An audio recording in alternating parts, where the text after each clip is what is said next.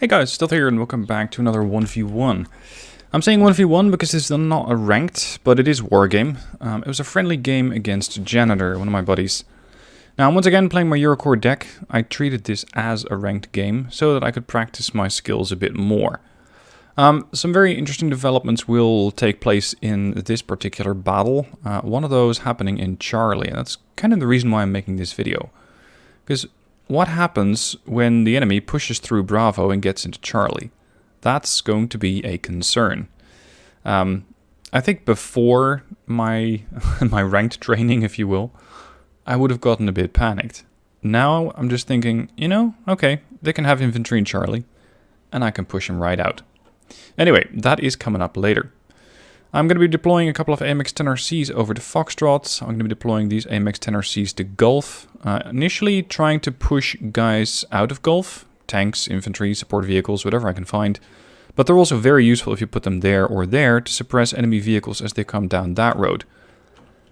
As for the right flank, very, very lightly defended. And also one infantry unit over there to just stop the flow of vehicles. Support will be provided by one mortar, a Col is there to deal with anti-air, and we have one Leopard 2A4, because I thought, you know what, I'm going to try and assault these buildings. Having one tank and a couple of 10RCs hopefully will do it. As for the rest, sending a 1390 over to the far right, and this might be a wrong buy. Well, I just wanted to try it. What happens if you start out with an M270? Well, what happens when you start out with it, you can't fire it, because it's got a minimum range. And that's about 8,000 meters, which on a map like this is nothing. So eventually I find out that the 270, while initially being an interesting unit to get, is just 120 points of wasted material. Now, Janitor tries to push into Gulf with a couple of Mi-17s, and he tries to get that building ASAP. This is when I thought, oh, I'm going to fire my M270 over there. Yeah, no you're not, because this is not the minimum range, so I start moving it away. The VAB 2013 is going to be dropping off a couple of, I think, Legionnaire or Rima. I kind of forgot what I had there. The Leopard 2A4 pushing forward, and there you go, he took the buildings. That's fine, I'm just going to have to adjust my approach a little bit. Col dealing with the Mi-17, and I spot a Tunguska. That is a very neat target if I can get that killed early. Now, because I was planning on assaulting the buildings here, I thought it's time to bring in some martyrs, because VABs are too easy to kill. Unfortunately, one of the martyrs does get taken out by, I think, a T-72S, and the Leopard 2A4 is going to be pretty much outclassed here. Well, not strictly outclassed, they're the same level of tank, if you will, but the problem is he had 2 and I had 1. And he hits me, jams my weapon, so I immediately try to pull the tank back into the tree line and make sure that it loses line of sight. The AMX 10RCs over here pushed forward to try and deal some damage against the guys if I can see them, and the far side is defended by a Milan and a Commando Para. Over here I have nothing yet. Peace Ryan comes in, deals with one of the tanks. His Tunguska is disabled, both the missiles and the guns. So I don't... Actually, I'm not even sure if that... No, it's the cheaper version. It doesn't have guns. Oh, sorry. Well, it doesn't have missiles. Anyway, I do lose one 10RC, but the plane survives, and he just lost a 125-point tank. Over here, I have offloaded my Rima, and over here, more Rima. I picked the Rima because of their 20 rounds a minute rate of fire on the Appalachian. So if something in the form of a vehicle comes in, I kill it. Now, I bring out a second Peace Rhine. Not necessarily the right option, but it kind of worked. And I take out his second tank. In this case, either he probably should have smoked up his tank or just pulled it all the way back to provide fire support maybe from over there. Now I still have my Panzer Grenadier, and I'm trying to bring up forces here to deal with the infantry. This is when he captures Hotel. I think it's not a bad move, but I know that I have quite a bit of time before he's going to hit 500 points. He has a +2, sure. I am at some point also going to bring in a new CV, but I first want to get the buildings in Gulf.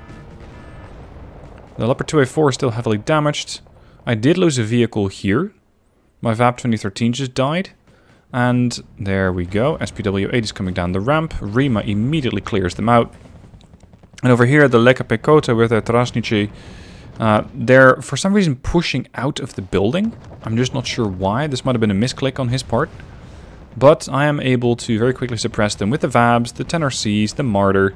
Unfortunately not the Leopard, because I did not want to risk it. Now this is when there are so many SPW-80s coming down the hill that I think the Rima are getting overwhelmed, so I try pulling them back.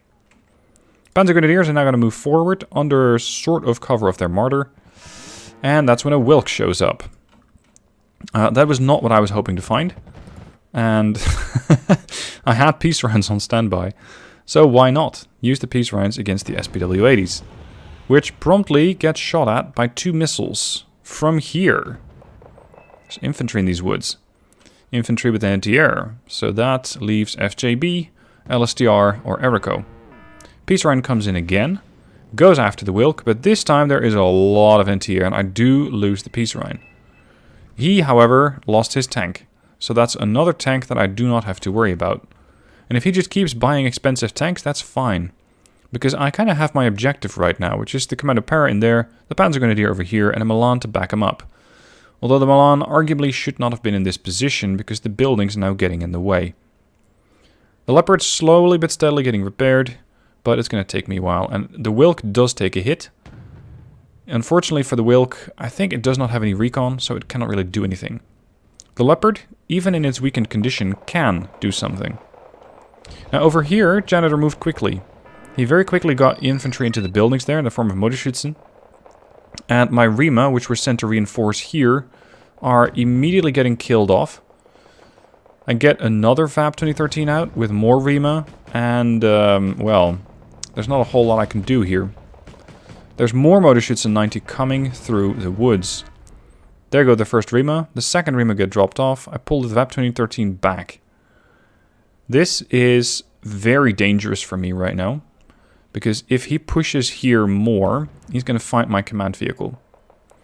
Now, I kind of had the words from Victor ringing in my ear. Which says, don't be afraid to relocate command vehicles. Don't be afraid to send a CV elsewhere if you need to. And I know that my CV is now detected.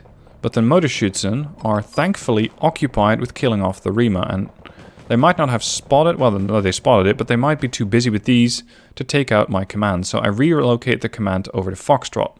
And I fly in a new command, which arguably was the wrong buy at this point, because I should be focusing more on Charlie.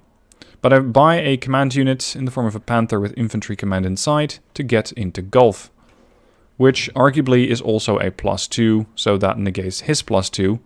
And if I can then capture Charlie back, I can get a +2 for myself.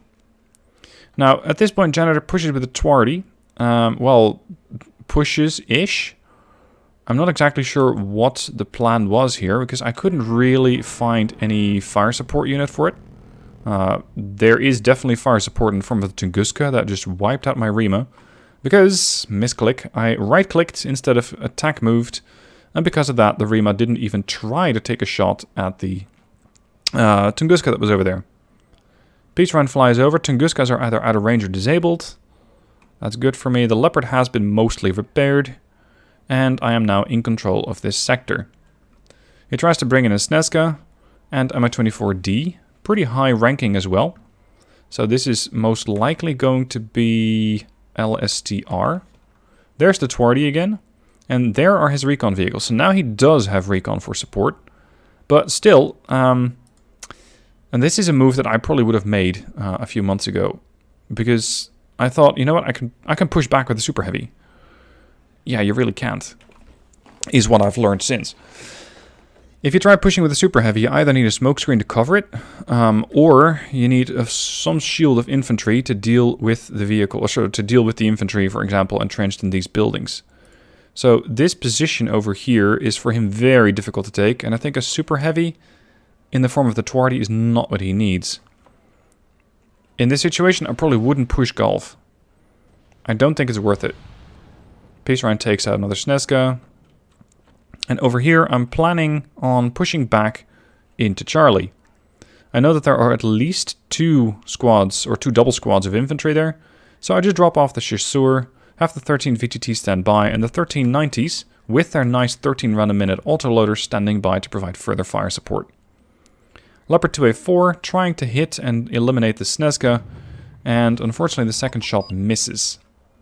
Now he secures Alpha, putting him at a +2. I drop off my command here. I think this is the most likely spot. This is where you usually find commands. So I decided not to put it over there, but instead close to my Milan, which arguably is quite dangerous. He could have shot at the Milans with mortars, and he probably would have killed my command in the process. Over here, however, this is kind of what I wanted to highlight with this video. This is something that, as I mentioned, initially would have panicked me, because I thought, oh crap, he has infantry in here. Help. How am I going to do that? Well, drop off your chasseur, provide a lot of fire support, and just watch the infantry melt, even if it is LSTR 40. Sure enough, your chasseur will take a beating and a half, but the LSTR are dropping very quickly. And that's because of 5 AMX 1390s. These things are only 25 apiece. And they quickly wipe out the LSTR. The Motorschützen are next. And now he figures out what I'm doing. So he pulls his infantry back. My wounded chasseur, however, undaunted, push on. And I try to bring my vehicles a little closer. But I don't want to get so close that I'm going to get into RPG range from the Motorschützen. Interestingly, he hasn't found that one VAB over there yet. There's the Motorschützen again.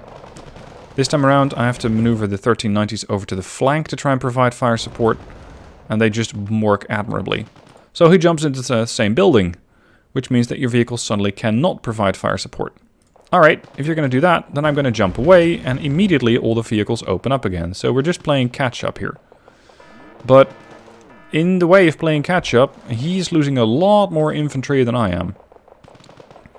And unless he has some further fire support sitting here, which he doesn't, I can pretty easily reclaim this sector. And this was actually a pretty proud moment for me, because, as I mentioned, this would have been something that I would have struggled with a lot previously. But this time around, I think, you know what, drop off the chasseur, get the 1390s, and push on. So I'm really starting to notice that I am, I'm getting better at the game. I'm actually starting to see it, and I'm willing to acknowledge it, even though I still make a ton of mistakes. More Motorschützen spotted, not a problem. AMX 1390s at the ready, and the Motorschützen are out of range with their RPG 7 VR. Quickly jump over to the building next to it, not a problem. I bring in more VTTs with more chasseur, and these guys, they started as a triple. Miraculously, they all survived. But they survived. So they did what they needed to do. I see a Kampfschwimmer getting dropped off. I think that came out of the MI-24D. Very expensive way to get recon infantry in. And with the Commando Para over there, I can just keep an eye on it. So I decide to lob a few mortar shells at it and try to make sure that he gets killed off. In the meanwhile, pushing the Crotal forward, but I don't have enough missiles to take out the 24D.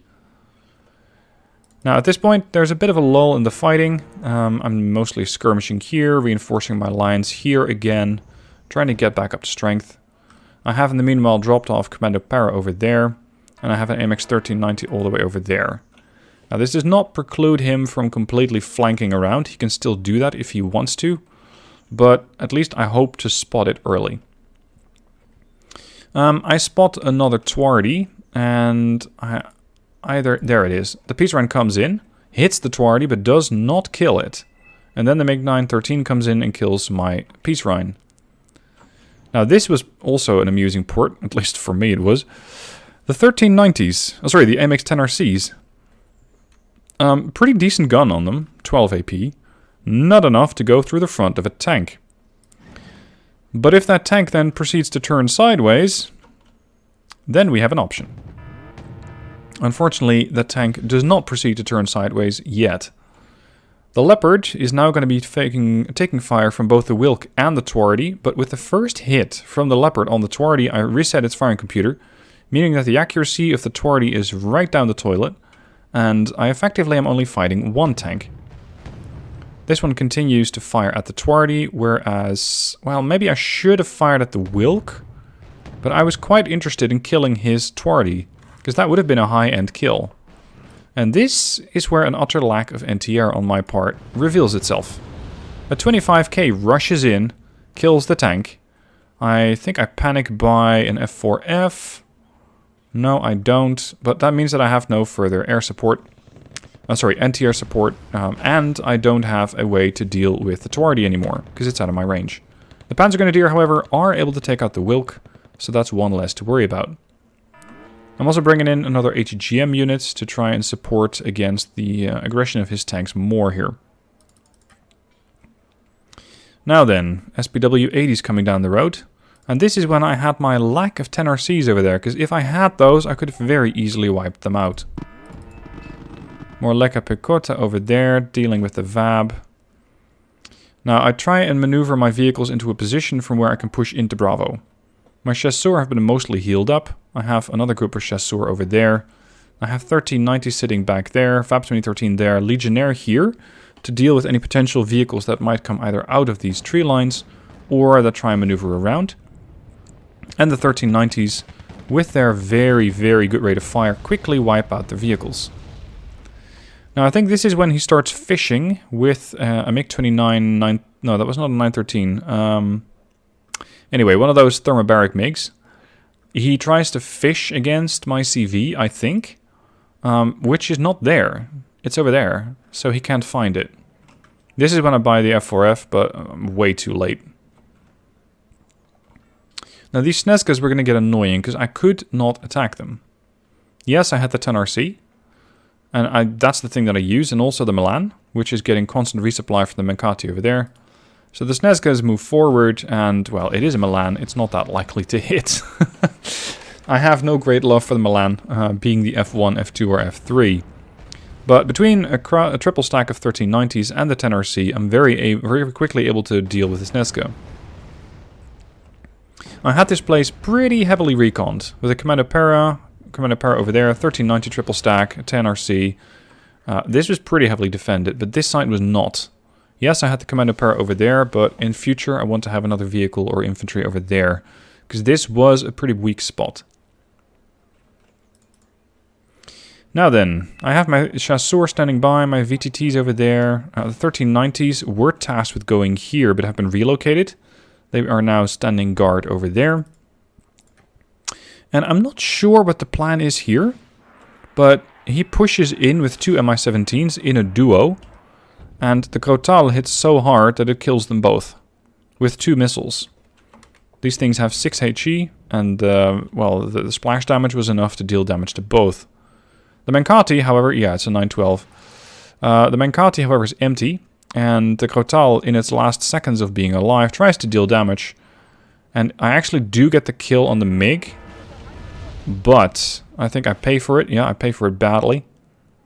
And I have, again, no anti-air. Nothing on the map, except for one Roland 3 that's coming in. More 2013s coming in, this time around with more Rima. I want to push into this forest. I want to start ticking +2. He is ahead, but we still have 24 minutes left. So if I just keep ticking +1, it's comfortable. If I'm ticking +2, it's going to be a lot better. Relocate my CV, because I finally noticed it's not in cover. And bringing up some Mankatis to heal up the Chasseur over there and provide potentially quick resupply for units that might need it. Roland in a position. 1390s again on the flank, trying to assist. Leopard 2A1 being brought in to provide further fire support against something along the lines of a Sneska that might show up over there. So far, so good. I could have just camped out the rest of the game, probably. But I felt like this is a good opportunity to try and push into Bravo. And I'm actually going to do this in style with the support of the M270, which is moving to a position on the other side of the bridge from where it can finally fire. So I'm prepping my push. I got my 1390s over here in the tree line, and I'm just waiting. And this is when the Lekka Pekota gets spotted. I think they might have opened up against the Chasseur, but they just get absolutely lit up by the 1390s, the VABs, the VTTs, another group of VTTs, and over here there's more infantry coming. But just watch how quickly these guys melt. Just the way that these 1390s go to town on them. I love these little things. Watch this. 15 left, 14 left. 10 left. Motor shoots in here getting stunned. Now he was particularly unfortunate because I was prepping my push over there. So he kind of ran into a staging area. M270 is now prepping to fire. More mortars coming up. I brought in mortars to provide both Panzer Grenadiers and good, fairly survivable fire support here. I spotted T-72S there, but I can't deal with it, nor do I really need to. There comes the 270. I wait with the chasseur. The other side can, however, push up, so I'm trying to find those motos and get rid of them. We have a little bit of... yeah, there's a VAP burning down over there, but otherwise fine. There's the Motorschützen. These guys are still calm. Apparently they were not subjected to that hail of fire that the Leger Pecote were. VAPs push in, Martyrs push in, Chasseur move up. And the Motorschützen very, very quickly start to take a lot of damage, but this is when the 25k comes in. They don't have bombs, but they do have 4 S-24B rocket pods to the tune of 11 high explosives. Yeah, that wiped out, unfortunately, for him, only one Chasseur squad. And between the Roland that I have over here and this one, I think I'm able to take him out. This Roland fires and kills it. This Roland wasn't actually supposed to be here. It was supposed to go over there. But the most direct route was fast move there and fast move there. So if I spawned it in there, which I did, this is the route that it takes. Which, again, for me is an interesting lesson, and one I really need to remember, because this is the route that units will take.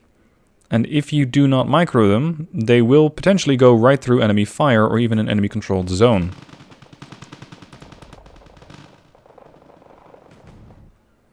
So, moving up, VABs. This is not the right order to do business. I should have moved the Panzer Grenadiers first and then the fire supports. I got 2013s over there to provide fire against anything that moves on. I parked the chasseur, this is bad. I parked the chasseur in the fire that was left from the attack from the 25. And I kind of accidentally pushed them into the vehicle, which incidentally ends up saving them. Now, I'm under the subject of a MLRS smoke attack. There are a couple of T-72Ss coming in.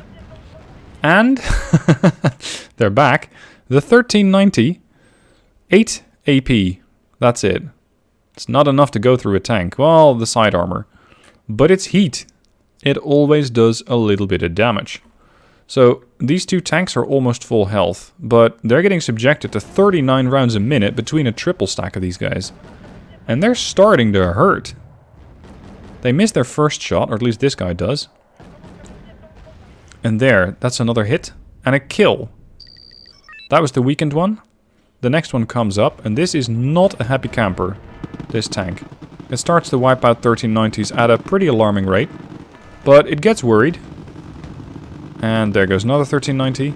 Keep in mind though, this investment cost me 75 points. This tank cost him 125, and I already took out one of them. Got a couple of Wachregiment in here. They're, I think, battling with the Commando Para and or the Panzergrenadiers. The Panzergrenadiers can't find them yet. Smoke is too thick for me to be able to fire. Now they can fire. I've pushed a command vehicle in here, a command infantry unit, and I'm at a +2. Very, very slowly moving up. Wachregiment are getting pushed back. And now they're inside the building with the Commando Para, which is not good for me because there's 12 guys of him and only 4 of me.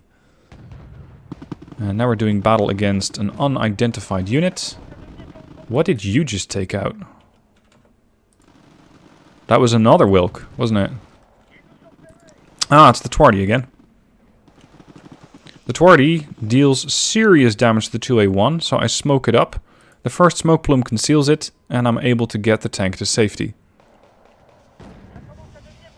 The Twardy gets taken out by a shot from, once again, a 1390.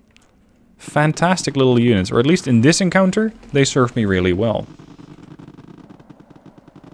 Now, I was actually kind of waiting, and this was going to sound bad, I was waiting for the Wachregiment to die. Or sorry, for the Commando Para to die. Because once they're outside of the building becomes fair game.